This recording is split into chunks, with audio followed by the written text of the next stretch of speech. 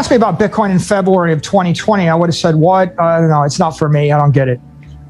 If you'd asked me what I thought about business in April of 2020, I would have said, this is just the scariest thing I've ever seen in my career. Main Street shut down and Wall Street's already recovered and the K-shaped recovery. It's just very odd. By the time we got to the end of the second quarter, what we knew was this. Our revenue wasn't going away. Our business value proposition was better than ever. We were going to generate 4 times as much cash flow because all of our marketing, sales, and services activities dematerialized. Travel and expenses dropped by 98%, and we started Zooming everywhere. We started uploading videos to websites. So we had all this cash coming. We had a block of half a billion dollars of cash sitting there, and we got dragged into macroeconomics, and we realized that it was worthless, and the investors didn't value it. And so we had a problem, and we started looking for a solution. And I would say, Tom, the paradigm shift here is twofold. The first paradigm shift is, for the first time in 30 years, people in the Western world are living in environments where the currency is weakening more than 7% a year. It's weakening at 15 to 20% a year. That's the first paradigm shift, because that changes how you discount bonds, how you discount value stocks, how you discount commercial real estate, and you got to think different. And the second paradigm shift is, Bitcoin's the first digital monetary network in the history of the human race. We never in 5,000 years could make money work on a computer network. And it wasn't clear it was going to work when it was $1 billion. But by the time we got to June, it was $200 billion. And, you know, you guys follow digital networks, Facebook, Amazon, Apple, Google. Every good idea for the past decade has been a digital network. And when they get to 200 billion in market cap, they're pretty hard to stop. So our conclusion was, this is like Facebook for money or YouTube for money. And we jumped on it. Today, it's $1 trillion digital network. It's the fastest growth to $1 trillion of any network in the history of the world. It took 12 years. Google took 22 years. Amazon took 24 years. Apple took 42 years. Microsoft took 44 years. Those are the only firms that have ever done it. Bitcoin has done it. And so the paradigm shift is digital monetary network, a solution to everybody's problem, and COVID lockdowns, everybody's got a problem. You put those two things together, you have to think different. And that's why we did what we did. We're not crazy. The point is, it's the world's first digital treasury asset. There's $100 trillion worth of treasury assets that are negative yielding debt or zero yielding debt or cash. And that's like, in essence, minus 15% real yield. All the bonds are broken. All the treasury strategies are broken. This is the solution to $400 trillion worth of investors' problems. They've all got the problem. It's the solution to 7.8 billion people's problem. They're all generating salaries in cash, which is debasing at 15% a year. And it's the most disruptive technology in our lifetime. And you know, I've been on your show. You had me talking to you about 8 years ago. We're talking about Apple and Amazon. If you recall, you could probably pull the clip.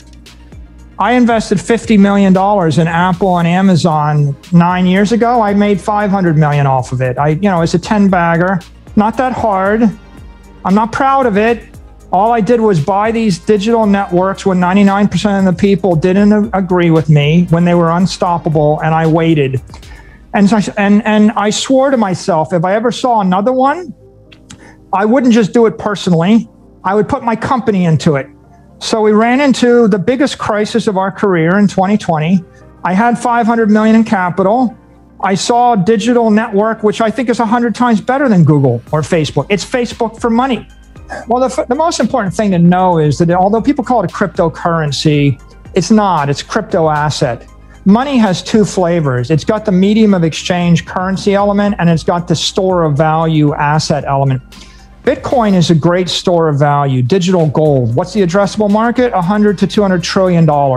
Half of all the stuff that floats around the system is store of value. People just want to keep their money forever. The other aspect of currency is, I want to buy a cup of coffee 1 billion times a day. People are going to do that with dollars and won and yen and euros and Chinese currency. They're going to do it on Apple Pay and Visa and MasterCard and Square and every other, and Ant and every other regulated payment rail. The government, as long as it functions in China, the US, or Europe, is going to control the currency. And they've given it tax treatment. When I give you $1 million or 100,000 and you give it back to me a year later, there's no capital gain tax on it. It's not a taxable event. It makes sense to use dollars as currency. On the other hand, Bitcoin is property. It's been legitimized as property by the IRS, by the SEC, by the OCC. It's not going away. It's not going to be currency in the US. It's not fast enough, and the tax treatment is hostile. It is going to be property. And to the extent that people buy it from regulated custodians subject to AML KYC regulations and banks like Morgan Stanley, where they're buying it now, or from players like Fidelity, the government's just going to make sure that it has the same AML KYC regs and clarity that gold or silver or stocks or bonds or any other derivative instrument would have. It's not threatening to a government if I'm swapping out my gold for Bitcoin. It's threatening to the government if you can move $1 billion to a private wallet in sub-Saharan Africa without KYC AML. This is the world's most successful decentralized network. It was constructed to be outside the control of a CEO, a company, a regulator, a country. And look, you couldn't be certain of it in the first year or 2 years. It's pretty much the perfectly designed crypto asset network. You just got to wait 12 years and see, will it be hacked? Will it be banned? Will it be copied? And when it was $1, $2, $3, $5, $10 billion, I couldn't be sure. There's nobody that can change this thing at this point. The fork wars have been fought. You could see the blood on the street, and it's all been decided. It's the one thing I see in the world that I have reasonable expectation that it will continue as an intact network and a protocol for hundreds of years. I think if you're looking for something that'll be around 200 years from now, the Bitcoin protocol and the Bitcoin network has by far a much better chance than Apple, Amazon, Facebook, Google, any government, any asset, any property you can find anywhere in the world. Because you really have put digital property in cyberspace for the first time in human history. It's Manhattan in cyberspace. 100 million people live there today. 1 billion people will live there within 5 years. Within 10 to 15 years, I think you'll see 5 billion people. It's really just an extraordinary thing. Why wouldn't you want to own one of 21 million city blocks in the Manhattan of cyberspace?